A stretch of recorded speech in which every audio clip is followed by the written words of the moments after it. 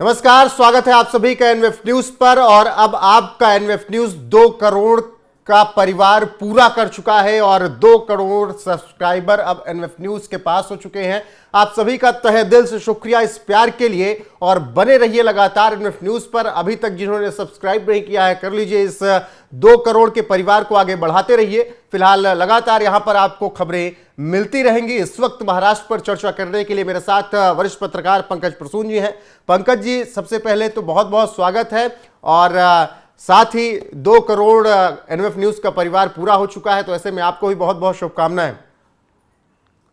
जी, आप सबको बहुत बहुत मुबारकबाद। 2 करोड़ सब्सक्राइबर हमें लग रहा था कि साल के लास्ट तक अचीव करेंगे, लेकिन आपने नवंबर में अचीव कर लिया, 1 महीना पहले। बिल्कुल, लेकिन अब ये बताइए कि महाराष्ट्र की सत्ता कौन अचीव करेगा? देखिए, महाराष्ट्र की सत्ता में डे 1 से बोल रहा हूं कि बीजेपी का ही मुख्यमंत्री होगा। वो क्यों? देखिए, इच्छा होनी चाहिए, लेकिन हर इंसान की हर इच्छा पूरी हो ये जरूरी नहीं।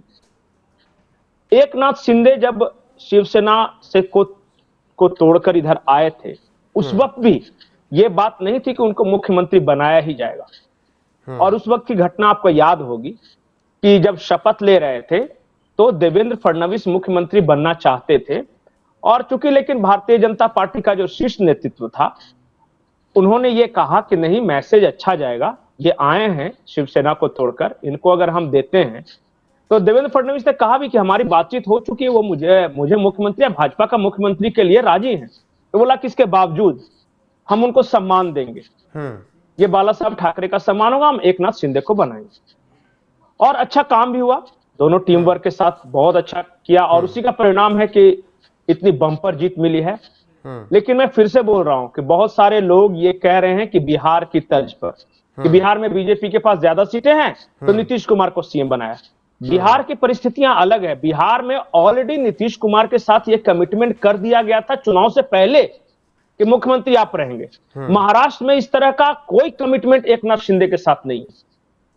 अच्छा बताइए, 132 सीट वाली पार्टी, हाँ, 49 आया है ना इनका, ये कि 57 है, एकनाथ शिंदे 57, हाँ 57, हाँ। अच्छा बताइए, 132 सीट वाली पार्टी 57 सीट वाली को मुख्यमंत्री चुने, ये व्यवहारिक तौर पे या राजनीतिक सियासी अगर जरा भी दिमाग है आपके पास तो ये संभव है क्या?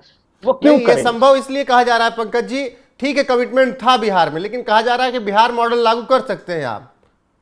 बिहार मॉडल नहीं लागू हो सकता। देखिए, महाराष्ट्र में बीजेपी के पास ऑलरेडी एक एस्टेब्लिश चेहरा है। देवेंद्र फडणवीस के रूप में 5 साल मुख्यमंत्री रह चुके हैं। बिहार में भारतीय जनता पार्टी के पास उस तरह कोई क्रेडिबल पैन बिहार चेहरा नहीं था। नीतीश कुमार के साथ चुनाव से पहले कमिटमेंट कर दिया गया था कि हम आपको बनाएंगे। महाराष्ट्र में इस तरह का कोई कमिटमेंट नहीं था। देखिए, बिहार, हम बहुत ऐसी जगहों पे भारतीय जनता पार्टी ने ये किया है कि जो अपने सहयोगी दल हैं, कम भी सीट रहे लेकिन फिर भी उन्हें मौका दिया है। ये सहृदयता है, लेकिन सहृदयता को आप परंपरा नहीं मान सकते। कल को कोई भी कम सीट वाले पार्टी आएगी और कहेगी कि आज नीतीश या चंद्रबाबू नायडू कह देंगे कि भाई बिहार मॉडल लागू कर दो केंद्र में, हमारी कम सीटें, हमें प्रधानमंत्री बना दो। ऐसा थोड़ी ना होता है। निश्चित तौर पर 130 नहीं पंकज जी, क्या शिंदे किसी भी फ्रेम में ये सोच सकते हैं कि बगावत कर लें? नहीं, शिंदे बगावत नहीं करने जा रहे। और कल एक कॉल आई थी उनकी पार्टी की ओर से कि जितने भी समर्थक हैं मुंबई आ जाएं। एकनाथ शिंदे ने साफ साफ कह दिया है अपने कार्यकर्ताओं को कि किसी को मुंबई आने की जरूरत नहीं, किसी को दबाव बनाने की जरूरत नहीं है। काफी सौहार्दपूर्ण माहौल है, महायुति में किसी तरह का विवाद नहीं है। और जहां तक मेरी जानकारी है, भारतीय जनता पार्टी के प्रदेश इकाई यानी महाराष्ट्र इकाई और केंद्र में जो शीर्ष नेतृत्व है, उन्होंने एकनाथ शिंदे को बता दिया है कि देखिए ऐसा ऐसा है, तय हो गया है, अब विवाद करके कोई फायदा नहीं। और मुझे जहां तक जानकारी है, एकनाथ शिंदे को अब ऐतराज नहीं है। अच्छा, थोड़ा यह समझाने की कोशिश कीजिएगा कि 25 में बिहार के चुनाव है, क्या बीजेपी उसी मॉडल पर आगे बढ़ेगी कि नीतीश कुमार ही चेहरा होंगे या फिर कोई चेहरा बना चुकी है या बना रही है? नहीं, देखिए, ये सारी कुछ परिस्थितियों पर निर्भर करता है। राजनीति में कोई तय फॉर्मूला नहीं होता कि ये कर रहे हैं तो यही होगा। नहीं, वो सब समय काल परिस्थिति के अनुसार फैसले लिए जाते हैं, निर्णय लिए जाते हैं। मान लिया, मैं एक उदाहरण बताता हूं, आज भारतीय जनता पार्टी के अंदर से कोई ऐसा चेहरा बिहार में उभर जाए जिसकी पूरे बिहार में डिमांड हो जाए, और उस चेहरे के आधार पर बिहार में भारतीय जनता पार्टी चुनाव जीत जाए, तो क्या बोलेंगे कि नहीं, चूंकि फॉर्मूला था नीतीश वाला तो नीतीश को मानेंगे। ऐसा नहीं होता ना। कब क्या हो जाए, मान लिया, मैं एक उदाहरण ऐसे ही मैं वेग क्वेश्चन कर रहा हूं, आज चिराग पासवान ये फैसला कर ले कि मैं भारतीय जनता पार्टी की ओर से सीएम कैंडिडेट होऊंगा और अपनी पार्टी का विलय बीजेपी में कर देता हूं, मान लेता हूं हाइपोथेटिकल, और बीजेपी उन्हें चेहरा बना देती है, तो परिस्थितियां अलग हो जाएंगी। अब बीजेपी का अपना जो अति पिछड़ा वोट बैंक है, सवर्ण वोट बैंक है, और जो चिराग पासवान का जो दलित वोट बैंक है, वो आ जाएगा, तो बीजेपी देखिए कि कुछ समय काल और परिस्थिति क्या होता है। 2025 में क्या होगा, क्या परम्यूटेशन कॉम्बिनेशन बढ़ेगा, नीतीश कुमार की क्या भूमिका होगी। हो सकता है आज आप बोल रहे हैं ये फॉर्मूला, कल को नीतीश कुमार बोले कि मैंने तो पिछले चुनाव में कहा था कि मेरा ये आखिरी चुनाव है, ये चुनाव मैं लड़वाऊंगा पर लड़ूंगा नहीं। बोल सकते हैं कि मैं एक मार्गदर्शक मंडल नहीं बोल सकते, एक भीष्म पितामह की तरह, सब गार्जियन की तरह सबका ख्याल रखूंगा। कुछ भी हो सकता है ना ये।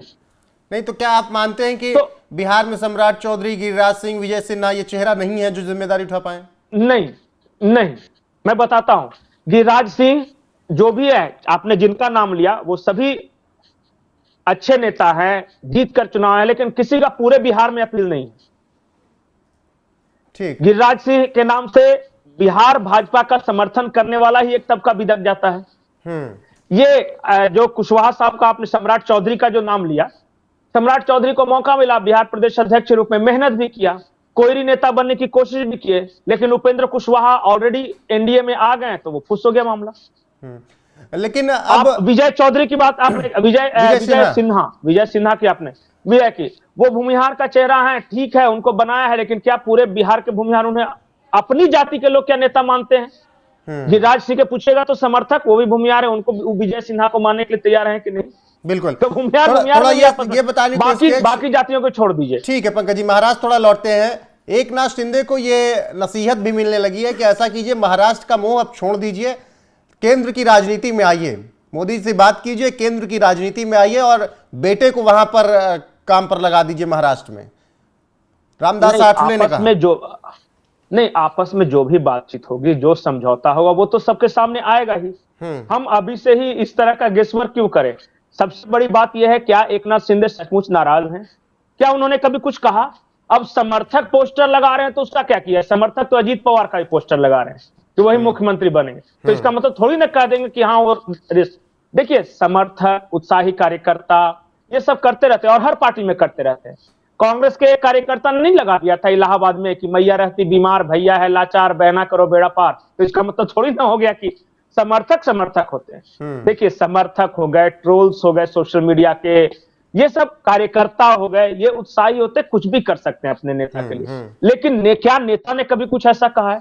एकनाथ शिंदे जी की तरफ से अगर कुछ बयान आता, या अजीत पवार जी की तरफ से कुछ बयान आता, या देवेंद्र फडणवीस कुछ उस तरह की बात करते, तब हम सीरियसली ले सकते थे। और जब तक, देखिए, जब 2-3 पार्टियां होती है ना, जब तक आधिकारिक घोषणा नहीं हो जाती तो इस तरह की खबरें बनते रहती है। क्या कि अब भाई चुनाव परिणाम आ गया और जब तक घोषणा नहीं हो रही है तो मीडिया करे तो क्या करे? तो क्या एकनाथ शिंदे बन सकते हैं, क्या फडणवीस बन सकते हैं, क्या पवार बन सकते हैं, क्या सब मिलकर बन सकते हैं? 50-50 होगा, 2.5 साल होगा, केंद्र में जाएंगे, राज्य में रहेंगे, ये सब चलते रहते हैं। और इस गठबंधन के सबसे बड़े नेता कहते हैं प्रधानमंत्री नरेंद्र मोदी की जो नाम आपकी लिस्ट में है वो हमारी लिस्ट में कतई नहीं हो सकता। बिल्कुल, और हर जगह यही हुआ है। लेकिन महाराष्ट्र में जो नाम हमारी लिस्ट में, मुझे लग रहा है वही नाम उनकी लिस्ट में भी है, देवेंद्र फडणवीस। देखिए, वहां के कार्यकर्ताओं को चौंकाने वाला तो फैसला नहीं होगा मध्य प्रदेश और क्या कहते हैं राजस्थान की तरह, छत्तीसगढ़ की तरह, या और कहीं की तरह नहीं। एक मैं चौंकाने वाला नहीं बोल सकता, लेकिन एक मंथन ये भी चल रहा है कि भारतीय जनता पार्टी के नए राष्ट्रीय अध्यक्ष की तलाश है, और देवेंद्र फडणवीस एक ऐसा चेहरा है जो कि संघ के मोदी शाह के दोनों के करीबी हैं। तो अगर ये निर्णय होता है कि देवेंद्र जी को अगर राष्ट्रीय अध्यक्ष बनाया जाए और उन्हें आगे के नेतृत्व के लिए ग्रूम किया जाए, तो हो सकता है क्या होगा। यहां पर ये देखिए 2.5 साल वाला मामला चल रहा है कि 2.5 साल का मंत्रालय मुख्यमंत्री का पद संभाल लीजिए, 2.5 साल बाद आप राष्ट्रीय अध्यक्ष आ जाइए। लेकिन मुझे यह समझाइएगा, क्या इसमें बीजेपी का घाटा नहीं होगा? क्यों? क्योंकि अगर आपको 145 सीट खुद क्रॉस करनी है तो क्या यह अच्छा नहीं होगा कि देवेंद्र फडणवीस 5 साल तक मुख्यमंत्री रहे, काम करें? देखिए, आपने सवाल किया और उसका जवाब भी दे दिया। पहले 2.5 साल वाला किया, हाँ। तो इसलिए 2.5 साल इनको इसलिए महाराष्ट्र में रखा जा रहा है कि नई नई सरकार बनी है, अभी अभी प्रचंड बहुमत बना है, पहले उसे संभाल ले, कंसोलिडेट कर ले, उसे प्रशासनिक रूप से सब कुछ कर ले। और 2.5 साल के बाद चूंकि 2029 वाला आ जाएगा चुनाव, और वहां पे नेतृत्व परिवर्तन की बात है कि भारतीय जनता पार्टी के अंदर होनी है, या हो सकता है बहुत सारे लोग कह रहे हैं कि मोदी जी का भी आखिरी कार्यकाल हो सकता है, तो वहां के लिए कुछ नया करना है, तो भाई 2 साल का उसके लिए भी वक्त चाहिए। तो ये आप समझ जाइए कि संघ की या भाजपा की रणनीति में देवेंद्र फडणवीस बहुत इंपॉर्टेंट प्लेयर है। ठीक है पंकज जी, और बहुत बहुत उत्तर प्रदेश के बाद सबसे बड़ा राज्य भी महाराष्ट्र है।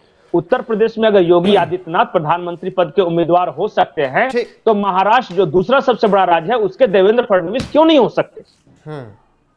ठीक है पंकज जी, बहुत बहुत शुक्रिया चर्चा में जुड़ने के लिए और यह समझाने के लिए कि बिहार मॉडल महाराष्ट्र में क्यों नहीं लागू किया जा सकता है।